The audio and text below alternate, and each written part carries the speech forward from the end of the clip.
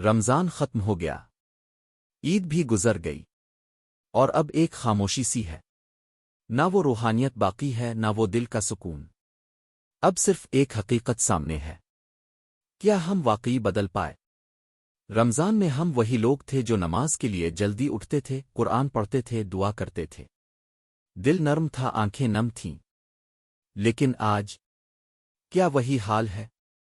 ہم نے وعدہ کیا تھا کہ ہم اپنی زندگی بدل دیں گے، ہم نے کہا تھا کہ ہم گناہ چھوڑ دیں گے، لیکن آج ہم دوبارہ وہی سب کچھ کر رہے ہیں جو پہلے کرتے تھے۔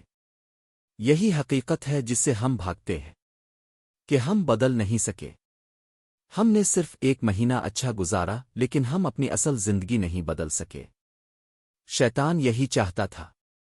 رمضان میں وہ کمزور تھا، لیکن اب وہ واپس آ گیا ہے، اور اس نے ہمیں پھر سے گرا دیا۔ ہم فون میں مصروف ہیں، وقت ضائع کر رہے ہیں، نمازیں چھوڑ رہے ہیں، اور ہمیں احساس بھی نہیں ہو رہا کہ ہم کتنے دور جا چکے ہیں۔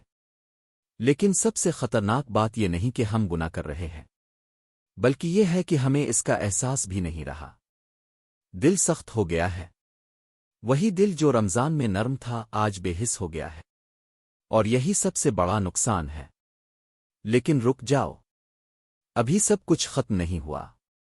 اگر تمہیں یہ احساس ہو گیا ہے کہ تم واپس گر گئے ہو، تو یہ خود ایک نعمت ہے، کیونکہ بہت سے لوگ ایسے ہوتے ہیں جنہیں احساس ہی نہیں ہوتا۔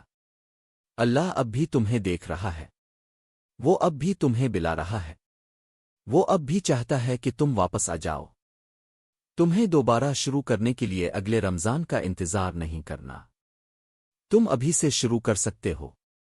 ایک سادہ سا قدم لو، آج ایک نماز وقت پر پڑھو، بس ایک، پھر آہستہ آہستہ سب ٹھیک ہو جائے گا۔ اپنے آپ کو ملامت مت کرو، لیکن خود کو چھوڑو بھی مت۔ تم کمزور ہو سکتے ہو، لیکن تم ختم نہیں ہوئے۔ اللہ کی رحمت تمہارے گناہوں سے بڑی ہے، بس تمہیں واپس آنا ہے۔ اگر تم سچے دل سے اللہ کو پکارو گے تو وہ تمہیں ضرور سن لے گا۔ یہ مت سوچو کہ تم بار بار گرتے ہو، یہ سوچو کہ تم ہر بار اٹھ سکتے ہو۔ اصل کامیابی یہ نہیں کہ تم کبھی نہ گرو، بلکہ یہ ہے کہ تم ہر بار اٹھ جاؤ۔ آج ایک نیا فیصلہ کرو کہ تم دوبارہ کوشش کرو گے، کہ تم ہار نہیں مانو گے۔ دل سے کہو، اللہ میں پھر سے شروع کرنا چاہتا ہوں، میری مدد کر دے۔ اگر تم نے یہ سچ میں کہا تو یقین رکھو تمہاری زندگی بدل سکتی ہے۔